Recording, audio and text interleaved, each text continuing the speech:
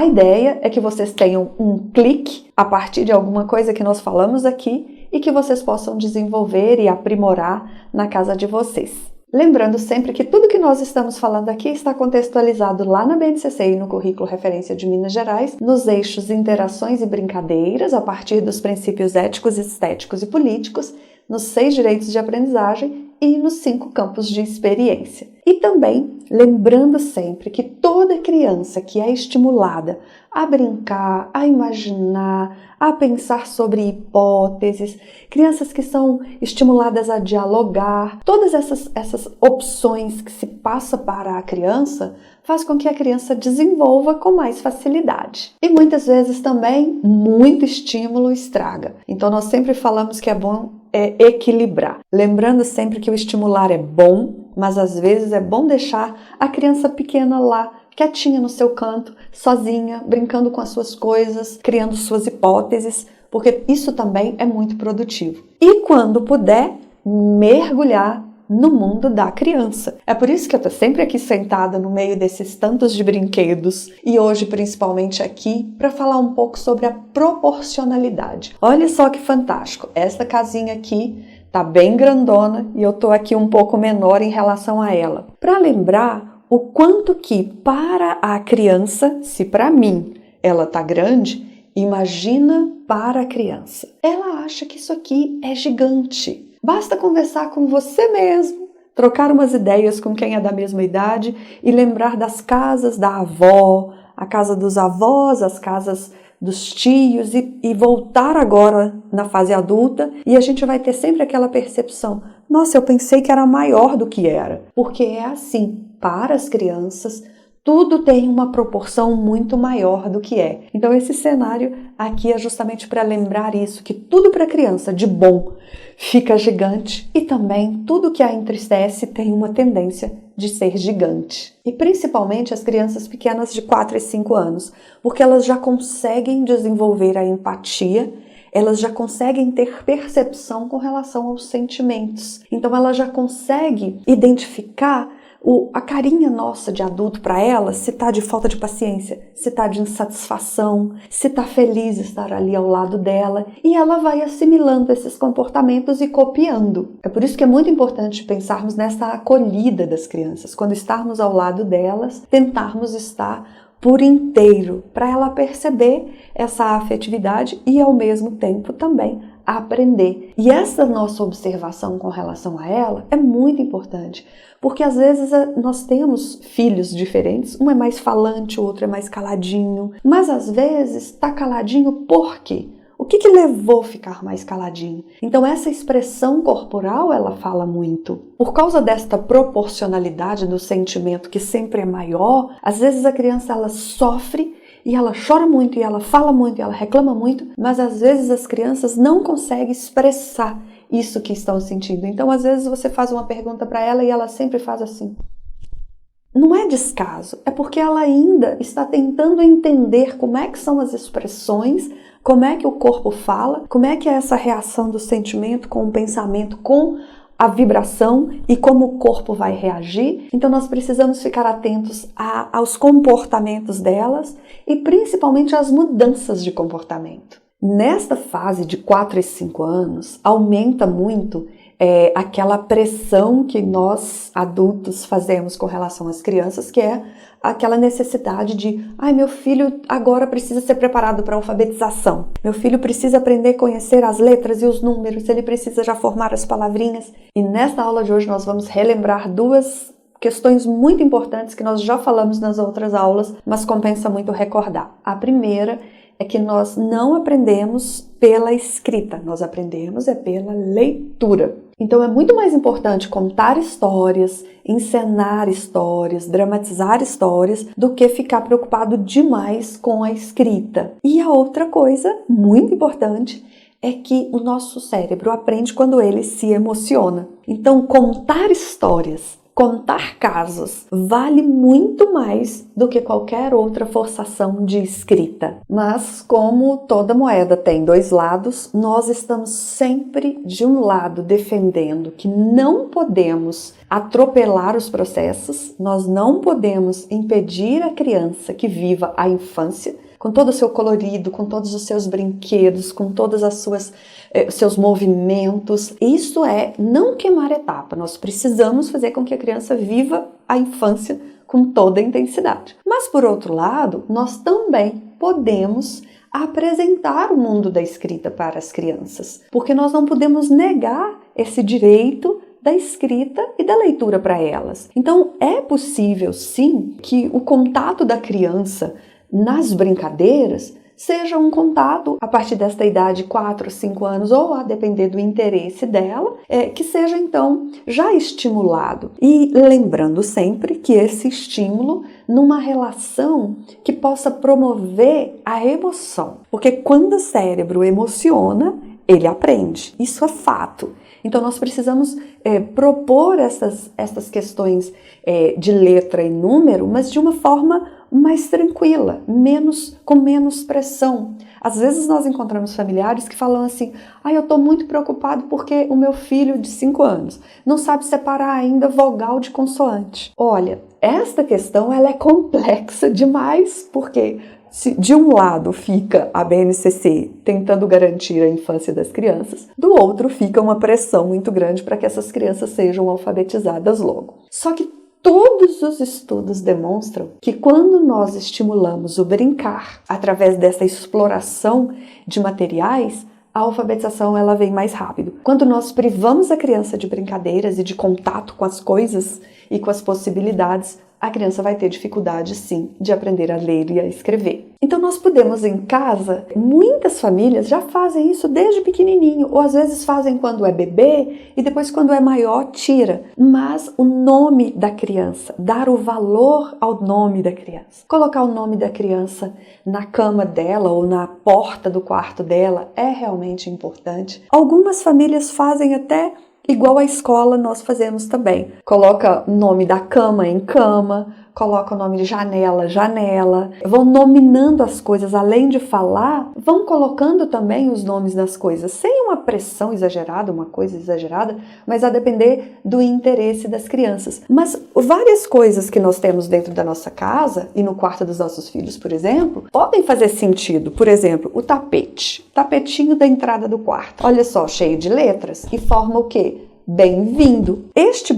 Esta formação de palavras dentro desse tanto de palavras soltas aqui vai ajudando a criança a perceber que letras formam palavras, que coisas têm nomes, não só pessoas. Porque às vezes a gente pode brincar com o nome dela, com o nome do pai, com o nome da mãe, com o nome da avó, com o nome da rua. Tem várias possibilidades de nome, que em geral o nome de rua é nome de pessoa também, na sua maioria, não todas. Mas as coisas também têm nome. Por exemplo, aqui nós temos esta centopeia, ela é de encaixe, mas ela também tem as letrinhas, que é o tão sonhado A, E, I, O, U, né, das vogais que todo pai quer que a criança aprenda logo. Mas então o nosso foco é no brincar. O nosso foco são nas cores que nós vamos brincar, com o movimento, com a coordenação motora fina, mas também tem as letras, e também pode ser na sequência. Então, contar uma história de centopeia e incluir as vogais e a sequência delas, a criança vai brincando e vai aprendendo. Isso aqui está feito de paninho, mas pode ser feito de papelão, que nós chamamos de brinquedo não estruturado. A gente pode cortar, colocar as letras, pode pegar as letras e pedir às crianças para contornar as letras e depois cortar, ou com o dedinho, ou com a tesoura, as crianças que já dão conta, as letras grandes e as letras pequenas. Olha que tanto de conceito de brincar com as letras. Aqui pode trabalhar o encaixe, tá até faltando letrinhas. E a criança pode ir descobrindo e colocando na sequência também do alfabeto. Ou seja, o nosso foco não é nas letras, nem nos números. O nosso foco é nas brincadeiras, é na história. Por exemplo, o foco nas histórias nos ajudam nas palavras. E no caso das crianças bem pequenas, nos ajudam nas letrinhas. Ao invés, por exemplo, de trabalhar lá, lé, li, ló, lu, lão, que às vezes a gente vai trabalhar isso lá. Algumas crianças precisam ter essa noção das sílabas. Outras, antes disso, elas já são alfabetizadas rapidamente, não precisa trabalhar com essa proposta. Mas quando se tem uma história, por exemplo, chega da escola uma atividade que ela tem que contar uma história sobre a letra L. O que tem na sua casa sobre a letra L? Se fosse aqui na nossa casa, por exemplo, a coisa mais importante com a letra L é essa lata. Essa lata veio com Paulo Henrique, lá de São Paulo. Olha só, ele já tem mais de 50 anos. E esta lata era quando a mãe dele colocava o café nesta lata. E ele tem várias histórias sobre essa lata. E ele mudou de São Paulo, depois mudou para lá, depois mudou para cá, veio para cá. E essa lata sempre acompanha. Ele pode desfazer de várias coisas materiais, mas essa lata tem história para ele. Se tivesse uma criança aqui nessa casa, a gente iria trabalhar esse deverzinho do L com essa lata. O L de lata, aí o L que depois do L, para escrever lata, vamos escrever essa lata? E aí coloca o A, e depois o T, e depois o A. Pode até colocar aqui, ou então tirar uma foto e escrever na foto. A criança que escuta uma história, imagina o pai ou o avô contando, ou alguém da família, a história daquela coisa que começa com L vai gravar muito mais de que a gente ficar L com A lá, T com A tá. É isso que nós falamos da importância do contar histórias, da importância de senta aqui que eu vou te contar uma história. Gera uma emoção, grava na memória e não esquece jamais, nem a história, que é a narrativa, e nem a letra, que foi o foco que a professora pediu. Sem contar nas possibilidades que dá para trabalhar com a lata também, de dentro, fora, cheio, vazio, igual nas caixas de papelão, os brinquedos não estruturados que nós falamos tanto, de aberto, fechado, cabe, não cabe. Então todas essas brincadeiras de dentro, fora, aberto, fechado, cheio, vazio, pequeno, grande, tudo isso que pode se brincar com as coisas da cozinha ou com as caixas de papelão, com os vidros, com os recipientes que tem na casa de vocês, que mais tarde nós vamos chamar de conceitos básicos matemáticos, que nós falamos nas outras aulas, vão servir para as letras também. Porque olha só como que é difícil para a criança. Nós temos aqui a letra C, nós temos aqui a letra O. A letra O, ela é fechadinha, completa. A letra C, ela não completa, ela tem um local aberto. Esses conceitos de aberto, de fechado, de para a esquerda, para a direita, dá muita dúvida quando a criança está aprendendo a escrever. O H, o cortezinho é no meio.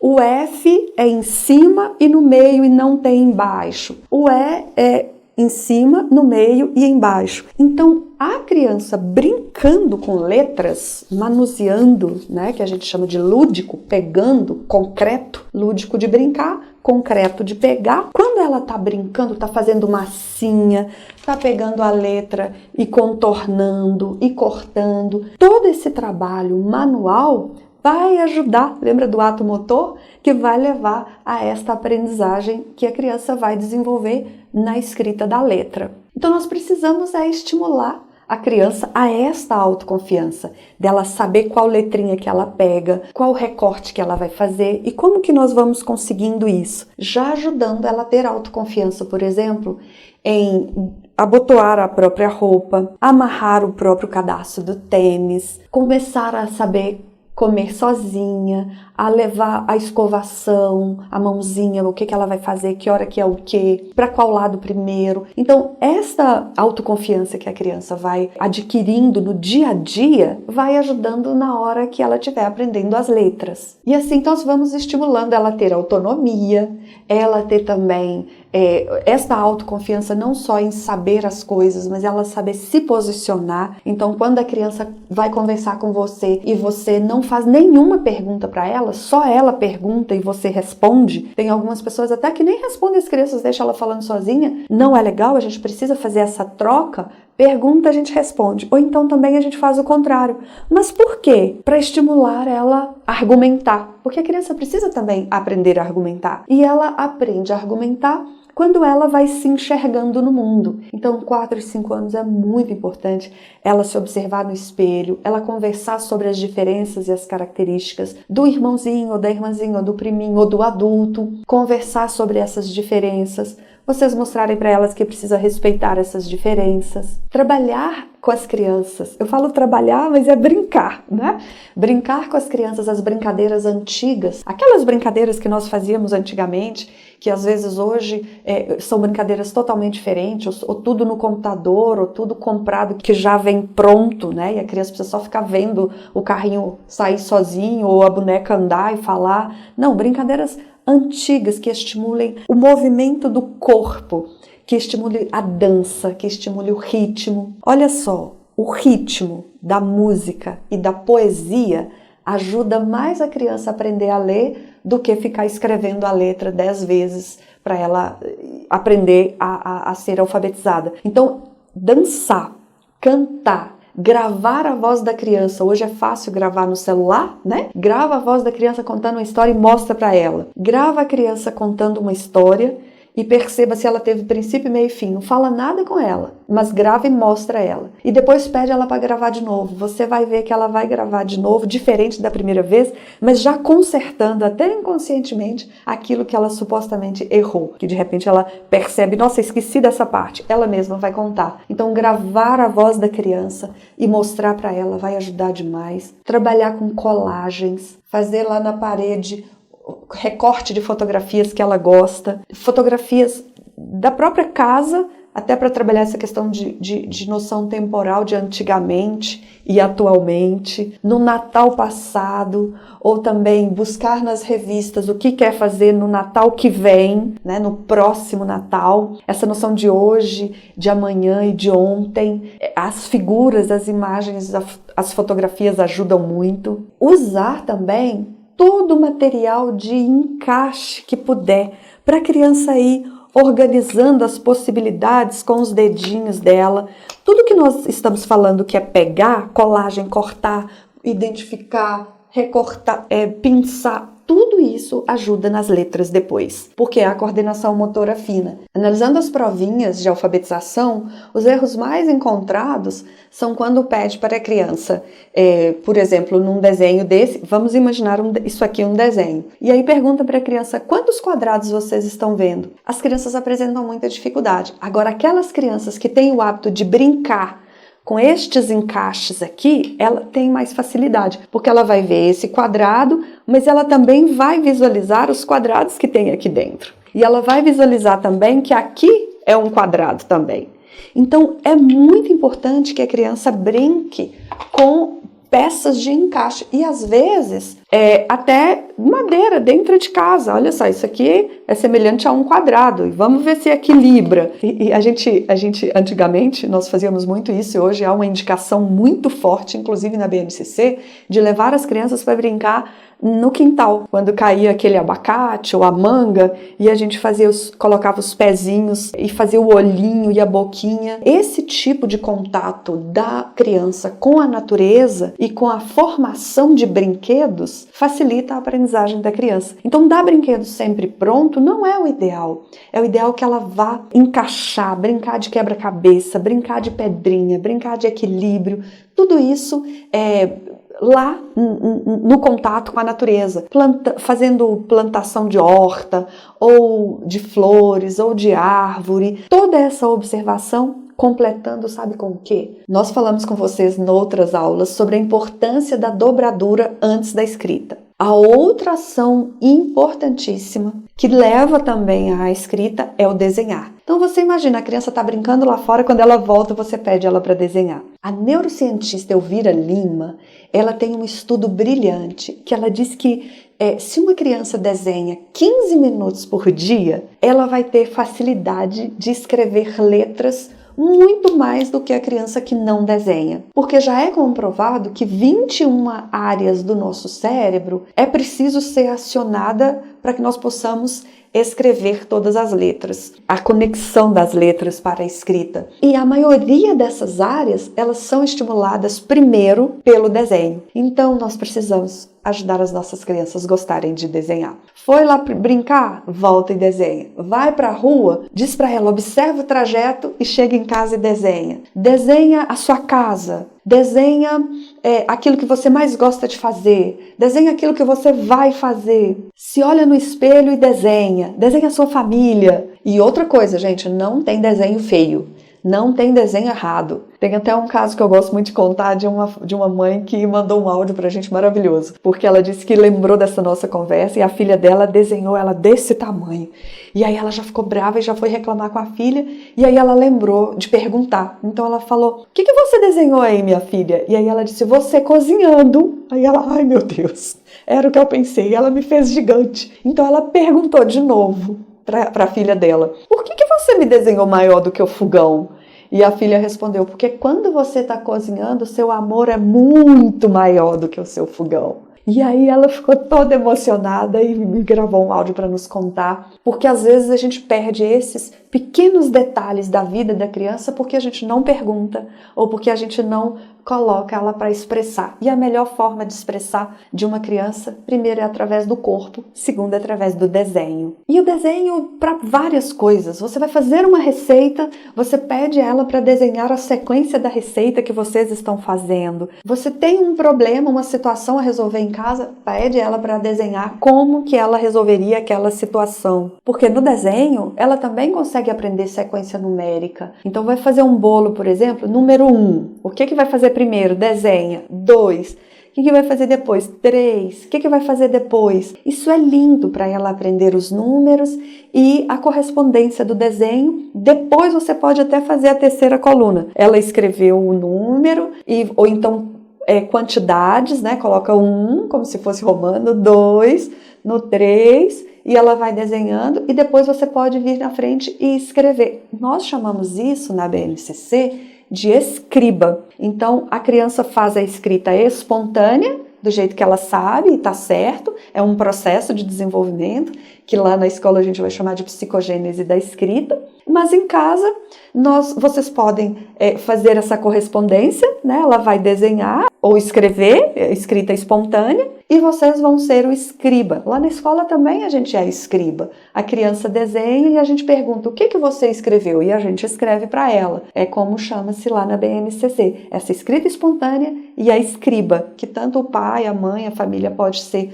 para a criança, quanto lá na escola também. Então, dá para trabalhar muita coisa de número e de letra brincando. Por exemplo, se você tem um jardim na sua casa, você pode fazer uma tabela mesmo, de verdade, trabalhar a tabela com as crianças bem pequenas. Então você coloca lá o nome das plantinhas, você coloca a quantidade que vai molhar por dia, se é muito, se é pouco, ou quantos copos. Depois você vai colocar outra coluna, quem vai fazer isso? Então, se tiver mais pessoas, um vai cuidar de tal planta, então vai ter que saber que tem mais ou menos. Olha a questão do horário, né?